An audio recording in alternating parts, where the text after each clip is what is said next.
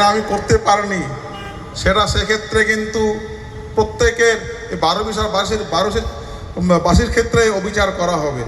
তাই আমি প্রথম দিন থেকেই আমি আমার কাজে নেমে পড়েছি। আমি বিশ্বাস করি এই 12 শুধু নয়, কুমারগ্রামটা একটা, এখানে বিপুল বাণিজ্যের সম্ভাবনা আছে, কিন্তু আমাদের এই এলাকাটাকে একদম কোণার একটি জায়গা করে রেখে দেওয়া হয়েছে।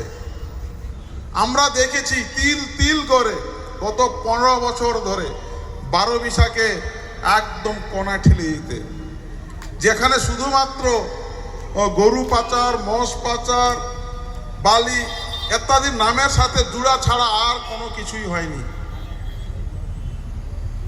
আমি ধন্যবাদ দেই যে একটা সুযোগ তো আমরা পেয়েছি, যে সম্ভাবনার কথা আছে সেটা অবশ্যই আমি আমার মতো করে লড়াই করে যাব। পাশেই আসাম, তার পাশেই কোচবিহার, সেই কোচবিহারটার যদি যোগাযোগ আরও বেশি উন্নত করা যায়। ইতিমধ্যে আমাদের পাশের তুফানগঞ্জের বিধায়ক মালতী রাভারয় তিনিও এসেছিলেন, পাশে এত বড় জালধোয়া ব্রিজ সেটা নিরীক্ষণ করে গেছেন। আজকে জালধোয়া ব্রিজ যদি হয়ে যায়, এটা ভাবার কোনো অবকাশ নেই যে শুধুমাত্র জড়াইয়ে রামপুরের উন্নতি হবে। আজকে একটা বাণিজ্যের রাস্তা কিন্তু খুলে যাবে, তার সাথে জড়াইয়ের আরবি যদি হয় তাহলে ভাবুন একবার, তার সাথে রাস্তায় চওড়া হয়ে যায়। যত বেশি যোগাযোগ উন্নত করা যাবে তত এলাকার ডেভেলপমেন্ট হবে। আমরা রাস্তার চারদিকে যদি যোগাযোগের ব্যবস্থা আমরা করে দিই, একটা চুনিয়া ঝড়া হোক, সেখান থেকে আমাদের একটা ব্লক ভাবুন আসতে 70 কিলোমিটার সময় লাগে, দূরত্ব প্রায় 1-1.5 ঘন্টা সময় লাগে একটা ব্লকে আসতে। এটা নিয়ে কেউ ভাবেনি, আমরা ভেবেছিলাম, ভেবে কিছু করার ছিল না, এনওসির ব্যাপার ছিল, অনেকে চেষ্টা করা হয়েছিল, আগের যিনি কেন্দ্রীয় মিনিস্টার ছিলেন তিনি করেছিলেন। আজকে এত বড় জনবসতি এলাকা, পাশে দেখুন ডান দিকে প্রাথমিক স্বাস্থ্যকেন্দ্রের অবস্থায় সামান্য ডাক্তার অবধি নেই। 15 বছর ধরে সেখানে কলেজের জমি নেওয়া হয়েছিল, সেই কলেজটা কিন্তু কলেজের একটা কাজ এগোয়নি। আমি আগের মিনিস্টারকে বলেছিলাম যে কলেজের অগ্রগতি কত দূর হয়েছে। আমি শুনেছি এখানে নাকি সবাই কমিটি হয়েছে, দৌড়াদৌড়ি করেছে, তো কত দূর হয়েছে। খুব দুঃখের বিষয়, সেই সময়কার শিক্ষামন্ত্রী জানিয়েছিলেন আমাদের হাতে এখনো প্রপোজাল আসেনি,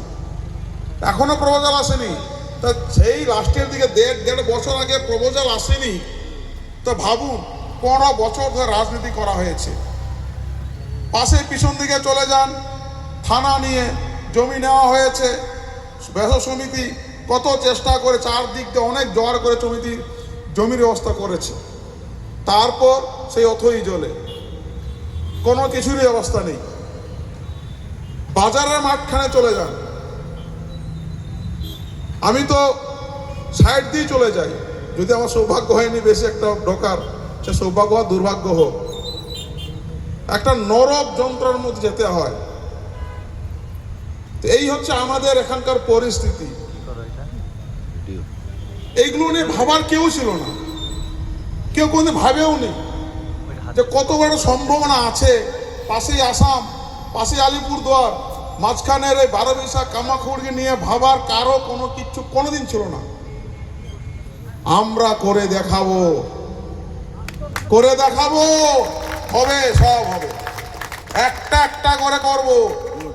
ইতিমধ্যে অনেকগুলো প্রপোজাল পাঠিয়ে দিয়েছি, আবার পাঠাবো।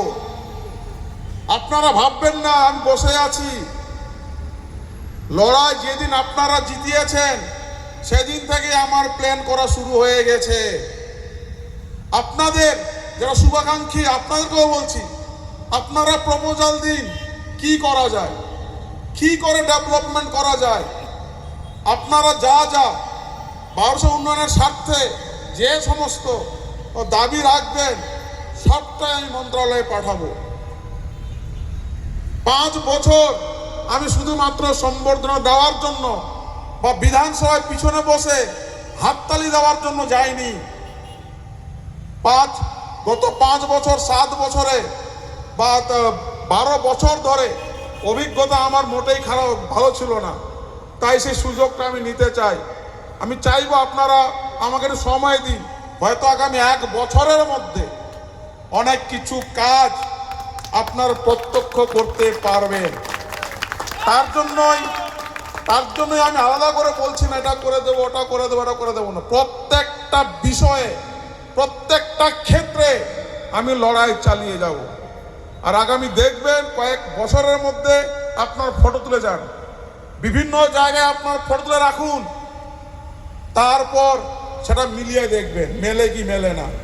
যাই হোক, বক্তব্য দীর্ঘায়িত করছি না, আর আপনাদের প্রত্যেকে বলছি আর 2-3 মাস পর আমাদের সংস্থার প্রোগ্রাম, আমরা বছরে একবারই বড় করে প্রোগ্রাম করি, সাথে দুস্থ ছাত্রদের পাশে দাঁড়াই, কৃতি ছাত্রছাত্রীদের সম্বর্ধনা দেই, সাংস্কৃতিক অনুষ্ঠান হয়, প্রত্যেকে আসবেন।